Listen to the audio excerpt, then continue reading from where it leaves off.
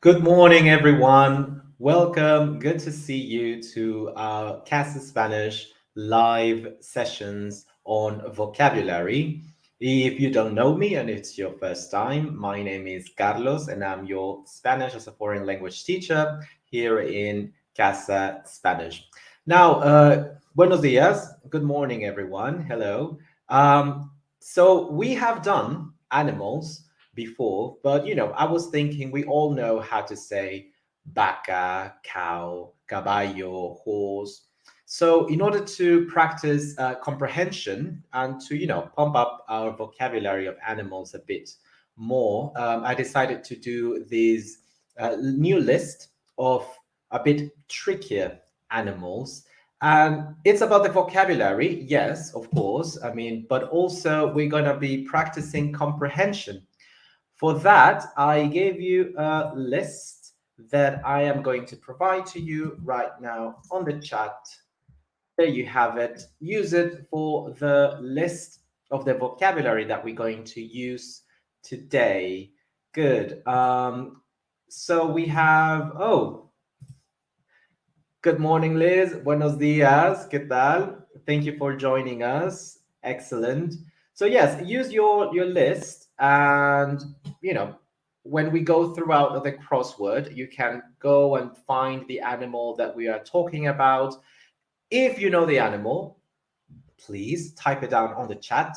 I will be checking. And if you know the animal but you don't know the word in Spanish, you can still type it in English. It's not a problem because we're also practicing comprehension, as I said before. So, bienvenidos, bienvenidas. We are going to start right now with our crossword. So good to see you guys. Here we have it. So we're going to start with number one down. This one here. So number one, we're going for el animal más grande del mundo. El animal más grande del mundo. Un animal mamífero, un animal acuático, diferentes colores, diferentes tamaños, pero actualmente es el animal más grande del mundo. So if you have the answer, type it down. And if you don't, just let me know. Liz, elefante. Actually, that is an excellent answer. Elefante. El elefante es el animal terrestre más grande del mundo. But we're looking for the biggest, el animal más grande del mundo. And I'll give you the first one so we can kick off. La ballena. La ballena or the whale. Muy bien, pero buena respuesta. Good answer, Liz. The elephant is the biggest one, but on land. So the biggest of them all is the whale, la ballena. Muy bien. So what about if we go to number 4? And now we have a clue. It starts with N. Let's go. Mamífero acuático y carnívoro que vive en los cuerpos de agua. Tiene patas cortas y sus dedos están unidos por una membrana. Mamífero acuático y carnívoro que vive en los cuerpos de agua. Tiene patas cortas y sus dedos están unidos por una membrana. So, remember, if you don't know the answer in Spanish, you can give it to me. In English, it's not a problem. So we have an aquatic mammal, carnívoro, meat eater, que vive en los cuerpos de agua, of course, because he is acuático, short legs, patas cortas, y sus dedos están unidos por una membrana. Sus dedos están unidos como una membrana. Any idea? Harry es peludo, es pequeño. Y tenemos que comienza con N. La respuesta, chicos, es la nutria. La nutria, the otter. La nutria. Así es. Continuamos, nos vamos con el número 3 para abajo. We have a clue, right? We have an R there, kind of in the middle. Oh, insecto. We're starting with the insects. Insecto que vive en colonias enormes bajo la tierra. Insecto que vive en colonias enormes bajo la tierra. En inglés es una palabra muy corta. In English it's quite a short word, but in Spanish it's long, and there is an R kind of in the middle. So how do you call the insecto que vive en colonias enormes bajo la tierra? There's a very famous story about this insect and a grasshopper. So we have la hormiga,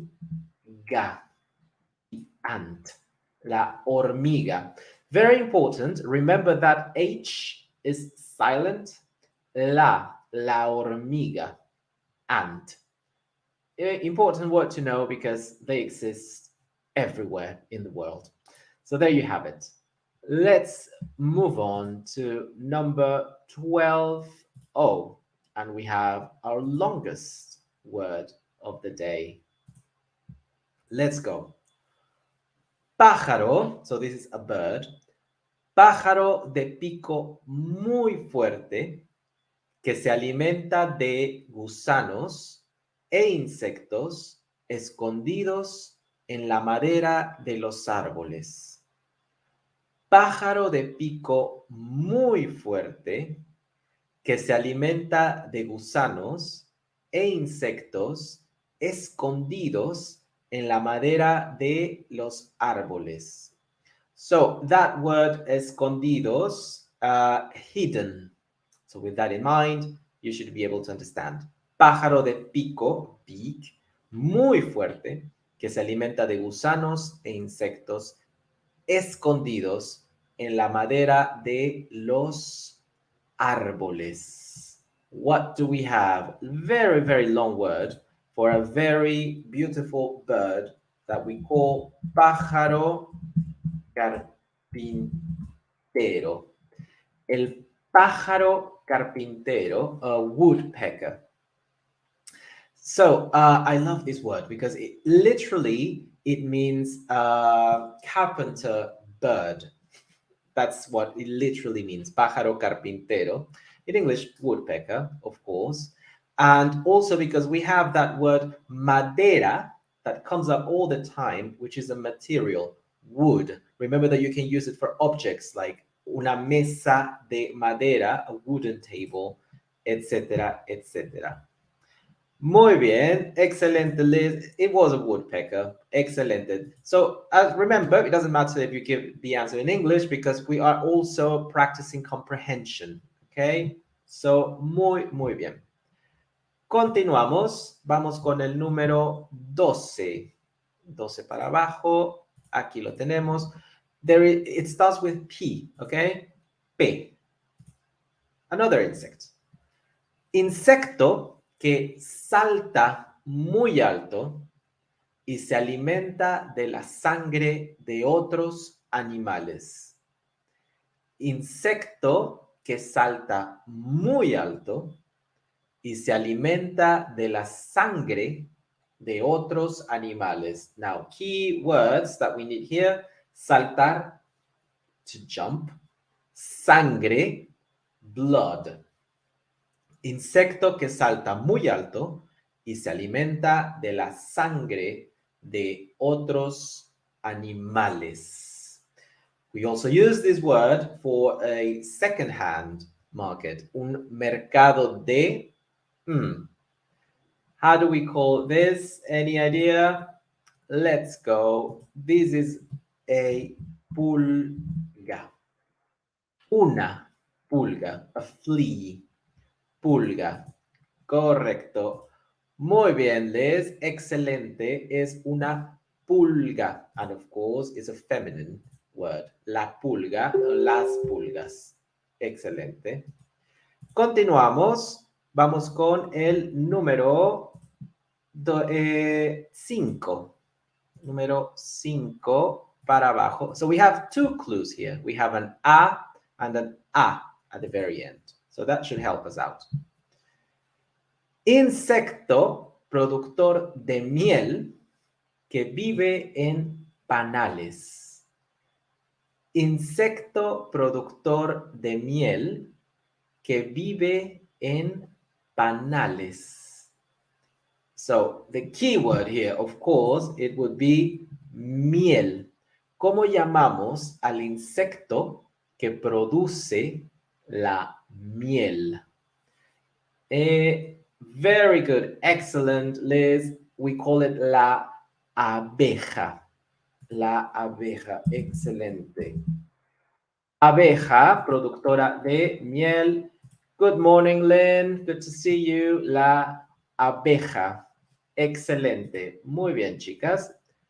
Continuamos. Nos vamos con el número 8. Please observe that it starts with a B. B. Vamos para allá.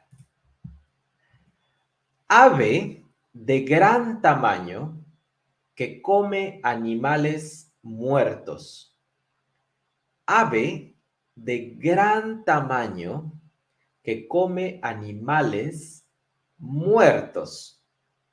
Okay. So when we say animales muertos, we mean carcass.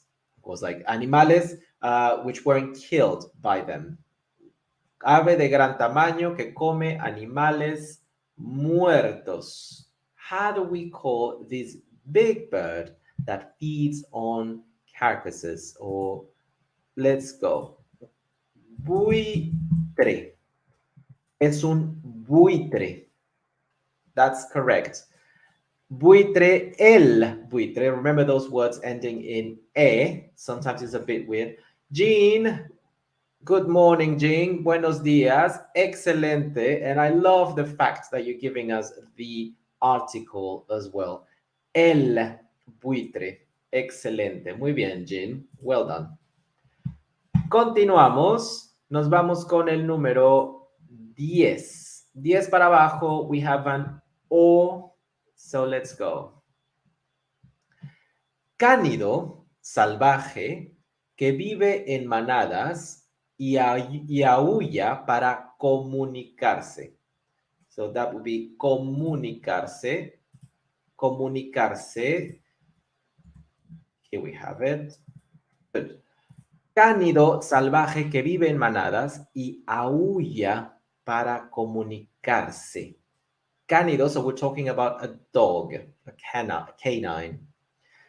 Vive en manadas, a group of animals, manadas, y aúlla para comunicarse. Now, this verb will give it away, but yeah, it means howls. Aúlla para comunicarse. So how do we call that wild dogs that lives in families, like in groups, and howls in order to communicate? Any idea? Very short one, and we have an O as the second letter. We call it el lobo, the wolf. El lobo. Muy importante, because it's very common to use this word, in stories or sayings. Very good, Liz. El lobo. Excelente. Muy bien. Continuamos. Vamos con el número 13. Número 13. Now, comprehension. Listen to me. Mamífero carnívoro de unos 20 centímetros de largo, de cuerpo flexible y alargado, cabeza pequeña, patas cortas, y se emplea para la caza de conejos porque se mete en sus madrigueras. I'll say it again. And do not worry if you don't know the word in Spanish. So we're working comprehension. Remember that. One more time. Mamífero carnívoro de unos 20 centímetros de largo, de cuerpo flexible y alargado, cabeza pequeña, patas cortas y se emplea para la caza de conejos porque se mete en sus madrigueras.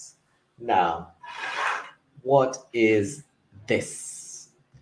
We have a small mammal, meat eater, and we humans use it to hunt rabbits because it gets inside the dens. Any idea of this? We have, and actually nowadays they're pets as well. Let's go. We call it un hurón, a ferret. A ferret, guys. So this is the answer. And don't forget that H, hurón, silent. Ferret, excellent. Muy bien, continuamos. The other day, actually, I saw a lady. She was walking her ferret in the park nearby. It was really funny to see. On a leash, by the way. Muy bien. Seguimos. Número 6. Look, it ends in E. Ave, another bird. Ave de color blanco y cuello largo. Muy elegante y la inspiración de un ballet muy famoso. Ave de color blanco y cuello muy largo. Muy elegante y la inspiración de un ballet muy famoso. So, what is the name of this bird? Blanco, cuello largo, elegante y la inspiración de un ballet muy famoso. And it's a masculine word ending in E. Any idea? For those who speak French, this is very similar to French as well. That will help you a little bit. So we have, let's go for it, el cisne. El cisne. Muy bien, Lynn. Es el cisne. Excelente. And actually, the name of that ballet, we call it El Lago de los Cisnes, the Swan Lake. Muy bien. Continuamos. Número 7. Please observe that number 7 ends in O. So, a clue. Molusco marino, muy voraz, con cuerpo en forma de saco y tentáculos provistos de ventosas y cuya carne es apreciada. Molusco marino muy voraz, voracious, con cuerpo en forma de saco y tentáculos provistos de ventosas y cuya carne es apreciada. So it ends in O. It's a masculine word. It's an animal living in the sea, in the ocean, and its meat is very appreciated, especially, in Spain, in Portugal, in Greece as well. They cook it a lot. And actually, it's quite smart, this animal. So how do we call that animal? With tentáculos provistos de ventosas. Tiene 8 tentáculos y el cuerpo en forma de saco. Sometimes if you go to a Spanish restaurant, you will see it on the menu. So, any ideas? This animal, molusco, acuático, excelente, Liz. Tenemos el pulpo. El pulpo. Excelente. Buen trabajo. Hola, Ana. Good to see you. Thank you for coming to our live session. Let's move on, right? Shall we? Let's go to number 9. So 9, we have an E and we have an U. Okay, so use it. Pez de mediano o gran tamaño con una boca grande y muy voraz. Pez de mediano o gran tamaño con una boca grande y muy voraz. So we're looking for a fish, huge fish, with a big mouth and very voracious. What would it be? Fue muy famoso en una película de Steven Spielberg, una película de horror. Tenía su nombre de este pez. Para muchas personas, el pez más peligroso del mundo, pero para otras es un pez interesante. So how do we call that fish? We have an E and we have an U. Any idea? This is important because it's completely different from English. So I like this word. Excelente, Lynn. We have our answer.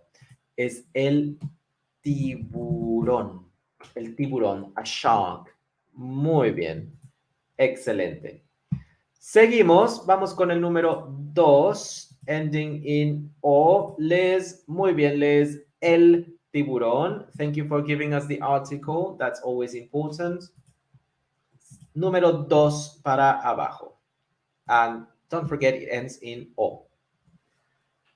Mamífero pequeño con púas. With spikes. Común observarlo en los jardines de Europa. Mamífero pequeño con púas. Común observarlo en los jardines de Europa. ¿Cómo se llama ese pequeño animal con púas que camina en los jardines? A veces de Europa, de Londres, de Francia, de España. Es muy común. Sobre todo en el campo, in the countryside, it's very common to see it. Not in the cities, unfortunately. How do we call this little funny, cute animal, guys? Any idea? Ending in O. Actually, this is one of the words that in English is longer. So that's not very common either. And we have our answer. Liz, excelente. El erizo. And Lynn, erizo también. Muy, muy bien, chicas. El erizo with Z. Continuamos. Vamos con el número 11. Check out número 11 with an E as the second letter. En muchas culturas se dice que este pájaro trae a los bebés al mundo. En muchas culturas se dice que este pájaro trae a los bebés al mundo. So, how do we call? So we call it, we want a bird, un ave grande, y en algunas culturas se dice que esta ave trae a los bebés al mundo. It was a story, that parents used to say. I don't know whether they still use it, but I was told this story. I don't remember. But yes, how do we call it? It's a kind of a long word, and it's a feminine word. So you would know that it ends in A. So, Liz, we have it. El cigüeño. Very, very, very close. Muy bien, Len. La cigüeña. Excelente. Cigüeña. The stork. La cigüeña. Excelente, chicas. Muy bien. Buena palabra, porque I like this word because we have that gue, la cigüeña. Well, in this case, I cannot put the two little dots, but remember this gue, cigüeña. Cigüeña. Like pingüino. Excelente. Continuamos. Número 15. A short one for change, and the second letter is A. Anfibio, muy ágil y buen nadador. Viven de adultas en las inmediaciones de aguas corrientes o estancadas y se alimentan de animalillos acuáticos o terrestres. Ah. Anfibio muy ágil y buen nadador. Viven de adultas. So here you have a clue because we're saying adultas, meaning that is feminine. En las inmediaciones, nearby, de aguas corrientes o estancadas y se alimentan de animalillos acuáticos o terrestres. So remember in the last lesson when we're talking about food, something that you would never try. Liz, I think you told us that you would never try the legs of this animal. How do we call this animal? Pequeño, verde, buen nadador y viven en el agua. Any idea? Very short word. And as I said, it ends in a as well. We call it a el rano, no, la rana. This is a feminine word, but really close, la rana. I have to say, because I always, when it comes to the gender of animals, it's always tricky, the gender, because there is absolutely no reason for us to choose whether it's masculine or feminine. That's just the way it is. I know it's horrible, for us teachers to always say, yeah, but that's just the way it is and that's it. But for animals, that is the case, because and it doesn't have to do with, let's say, the shape of the morphology of the animal. Because, for example, let's take ratón, mouse, as an example. Mouse in Spanish is masculine, el ratón. In French is feminine, la souris. So there's no rule, in Latin languages. It's just the way it is. Muy bien. Continuamos. Número 16. 16 para abajo. It starts with A. El pájaro más grande del mundo. Corredor y es originario de África. El pájaro más grande del mundo. Corredor y es originario de África. How do we call the biggest bird in the world? And this is a masculine word because it ends in a consonant. So just to let you know that. El pájaro más grande del mundo, corredor y es originario de África. Any ideas? So we call this animal el avestruz. El avestruz, an ostrich.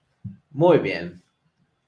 Seguimos, vamos con el 18. Short word, second letter is E. Son venados de climas muy fríos. Tradicionalmente se dice que jalan el trineo de Santa Claus. Son venados de climas muy fríos. Tradicionalmente se dice que jalan el trineo de Santa Claus. So how do we call this type of animal that helps Santa Claus, basically, in order to give all the gifts? Son venados de climas muy fríos. Tradicionalmente se dice que jalan el trineo de Santa Claus. Just a four-letter word, and it's masculine, so it will end in O. I'm giving you an extra clue. Any idea? How do we call this deer? We call it el reno. El reno. Así es. Excelente, Liz. El reno. Muy bien. You never know when you're going to use these words. You would be surprised. You'll see. It'll come up. Seguimos. Número 14. 14 para abajo. We have an O and it's kind of like a long word. Mamífero sudamericano, herbívoro, que vive en los árboles y se mueve muy lento. Mamífero sudamericano, herbívoro, que vive en los árboles y se mueve muy lento. What is this animal? It's not a mono, it's not a monkey, because those move fast. Esos se mueven rápido. We're looking for the slow one. Any idea? El mamífero sudamericano herbívoro que vive en los árboles y se mueve muy lento. This word actually is important, guys, because it also means lazy. So you will use it in your normal speech, your day-to-day speech. So we call it, let me see, un perezoso. Perezoso. Muy bien, Liz. Perezosa, if it's a female, but perezoso, the animal. And as I said, it means lazy. So use it. I mean, if you need it, of course. Continuamos. We're about to finish. Let's go to number 20, 22, actually. Let's do this one.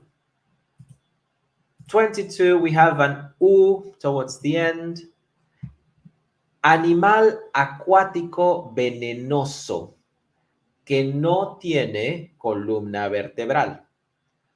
Flota por el mar atrapando peces con sus tentáculos. Animal acuático venenoso que no tiene columna vertebral. Flota por el mar atrapando peces con sus tentáculos. Muy común en el mar, en los océanos, y hay que tener cuidado porque es venenoso y pica. Puede ser doloroso. It could be quite painful, actually, when it stings. How do we call this animal? Acuático, que no tiene columna vertebral, flota por el mar, atrapando peces con sus tentáculos. Any idea? This word is interesting because you will recognize it. In English, we use it for this word, medusa. Muy bien, Lynn. For the mythological creature, with the snakes growing up her head. But in Spanish, we use it for jellyfish. Muy bien, Liz. La medusa. La medusa. Excelente, chicas. Buen trabajo. Continuamos. Número 20 para abajo. Kind of like a long word again. And we have an E in the middle. Insecto de cuerpo largo. Esbelto, con ojos muy grandes. Dos pares de alas que mantienen horizontales cuando se posa. Vive en las orillas de estanques y ríos. So this is an animal we can observe here in the UK, and it's an insect. Insecto de cuerpo largo, esbelto, con ojos muy grandes. Dos pares de alas que mantiene horizontales cuando se posa. Vive en las orillas de estanques y ríos. So generally you can find it next to the water. Estanques, ponds, or ríos, rivers. How do you call this insect? Every time we go on a hike here in the UK or a park, you can always see them flying around the water. Normally, they really like water. Any idea? Kind of like a long word. Let's go. This is la libélula. La libélula, the dragonfly. Actually, I really like the word in English, dragonfly. I think it's beautiful. But in Spanish, we call it libellula. Libellula. Important word, guys, because, they're all around. So basically, you are going to use it one day. Continuamos. Vamos con el número 23. 23 down. So we have an A. Sinónimo de escorpión. Sinónimo de escorpión. How would you call the escorpión in another way?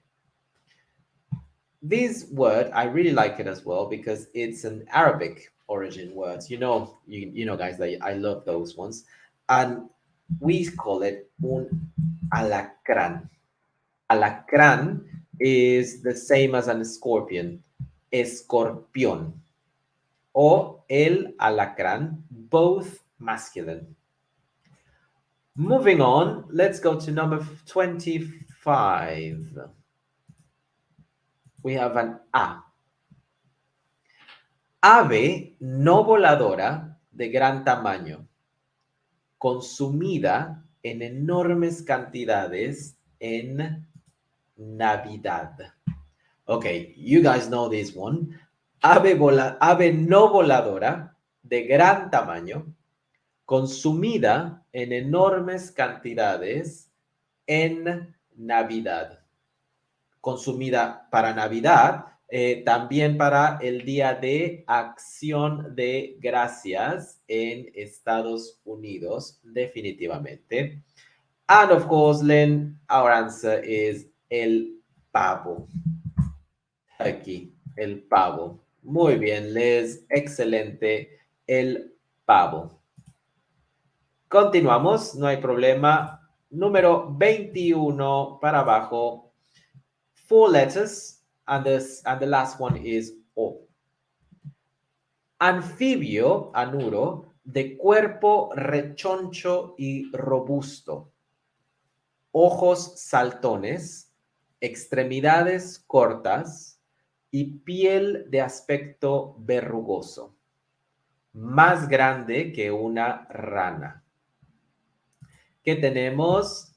Anfibio anuro de cuerpo rechoncho, so round and robust. Ojos saltones, bulgy eyes. Extremidades cortas. Piel de aspecto verrugoso. Verrugoso, it means like warty, like it looks like it has warts. Más grande que una rana. Excelente, Les, es el sapo. El sapo, a toad, el sapo. So in Spanish, because you know that fairy tale about a princess when she kisses the frog, it becomes a prince. In Spanish, is a toad, not a frog. So we always say la princesa y el sapo. La princesa y el sapo. Muy bien, Carolyn. Buenos días, Carolyn. Good morning. Good to see you. Jean, excelente, el sapo. Muy bien. Continuamos. Número 24. Starting with A. Pequeño animal de 8 patas y en la boca un par de uñas venenosas. Su parte posterior produce seda con la cual crean trampas para sus presas. Let's analyze again.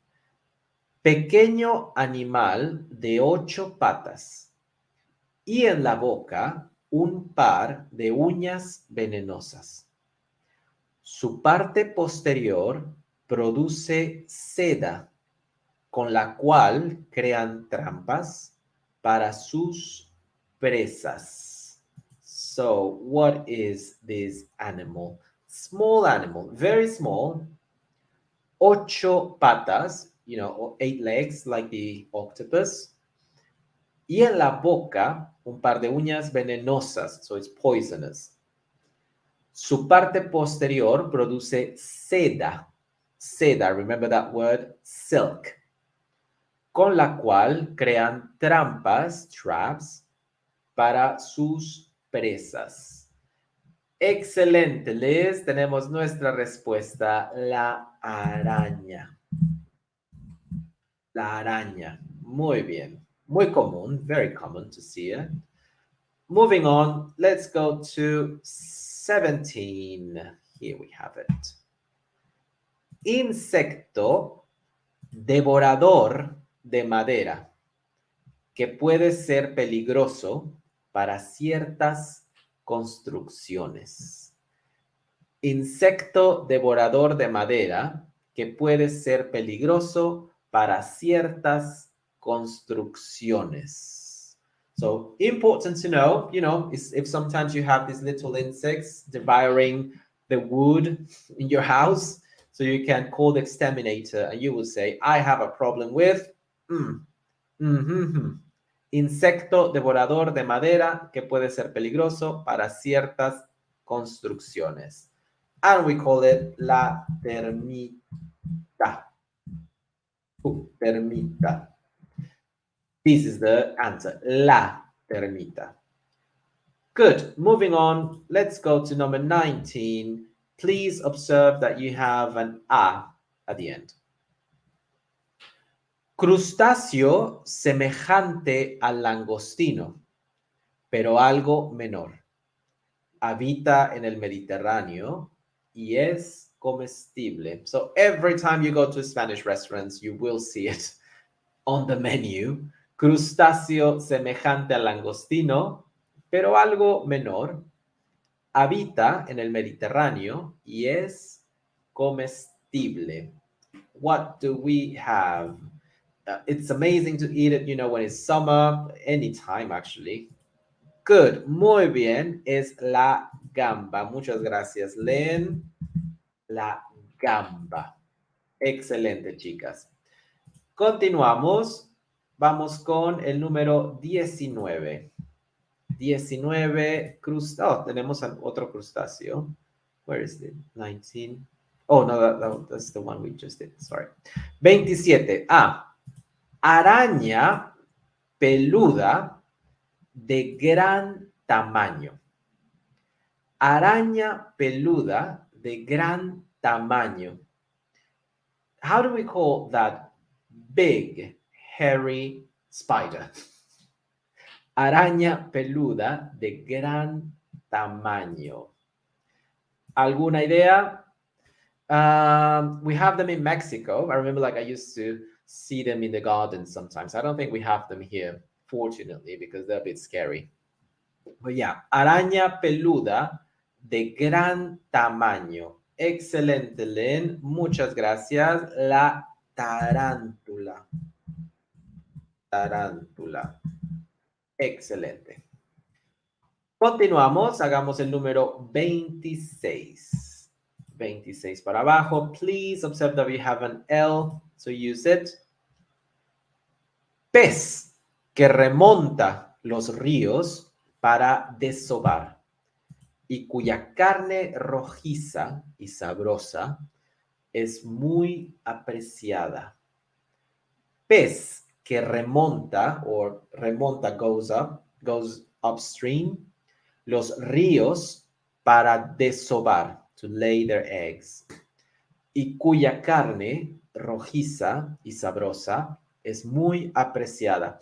Es un pescado muy común de comer aquí en Europa. Siempre que vamos a cualquier supermercado en el Reino Unido, podemos encontrar la carne. Muy bien, Len. Tenemos el salmón.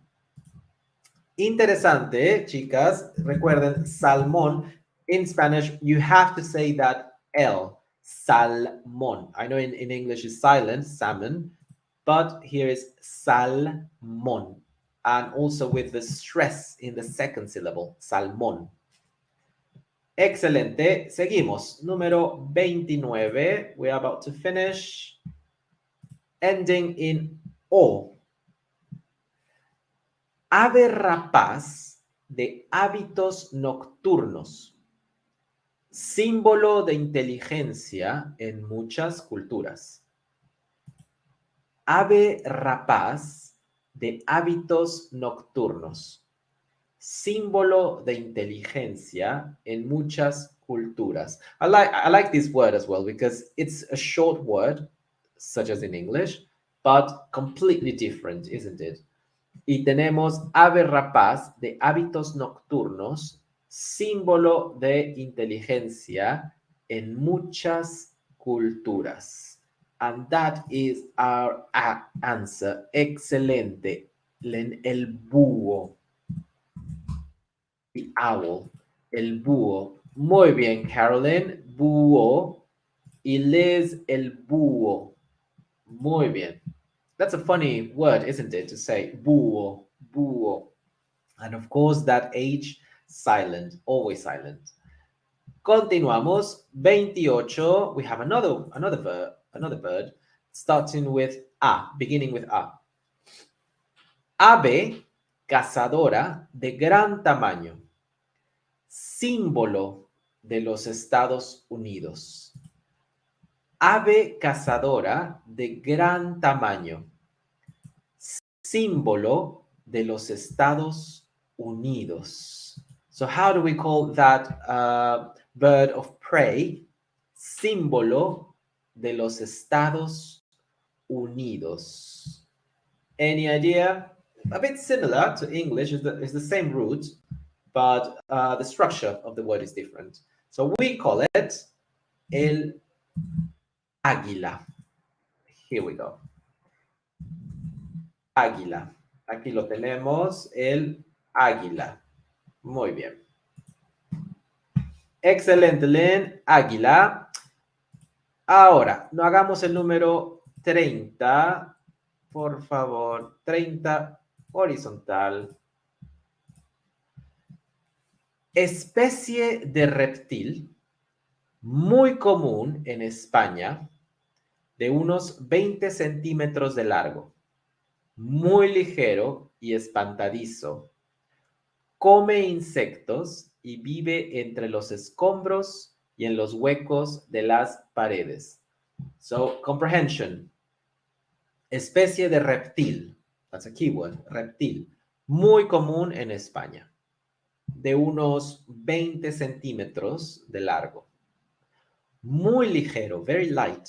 Y espantadizo. And scary. Not scary. It gets scared easily. Scaredy. Come insectos y vive entre los escombros y en los huecos de las paredes. So, if you are walking around in Spain, it's very common to see them on the paths, running around and hiding between the walls and the rocks. How do we call those little animals? This word is quite handy next time you go to Spain and you see, oh, look, they are the running. Any idea?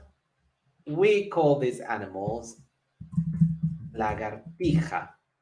Lagartijas, lizards, lagartijas. Very common in Spain. I'm sure you have seen them.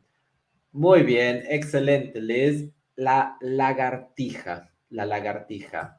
And of course, interesting word because we have our g and then we have our ja. Lagartija. Excelente. And guess what? We're going to do the last one. And we're going to finish with a amphibian. Anfibio de unos 20 centímetros de largo. La mitad aproximadamente para la cola. Y piel lisa de color negro con manchas amarillas. Anfibio de unos 20 centímetros de largo, la mitad aproximadamente para la cola, y piel lisa de color negro con manchas amarillas. So remember, like the keywords, if you have that color negro con manchas amarillas, with yellow spots, manchas amarillas. How do you call that animal? And it's an amphibian. Any idea? We call it una salamandra. La salamandra. Común verla en los bosques, in the humid forests. I've never seen one, not yet, but hopefully one day. And guess what? You have survived. Muy bien. Well, as you could see, these vocabulary, it was a bit trickier. It was a bit, I mean, they're not common animals, but as I said, what is important is the comprehension of the information, because I am sure a lot of them you knew the word in English, and that is a good thing because it means that you can understand what I'm describing. Good. So we're going to finish today here with our live session. I want to say thank you for your participation. And please, if you have any suggestions about new topics or something that you would like me to work on, you're more than welcome to send me a message and we will work through it. I wish you a lovely day and I will see you next week in our next session. Bye bye, guys. See you. Hasta luego. Adios.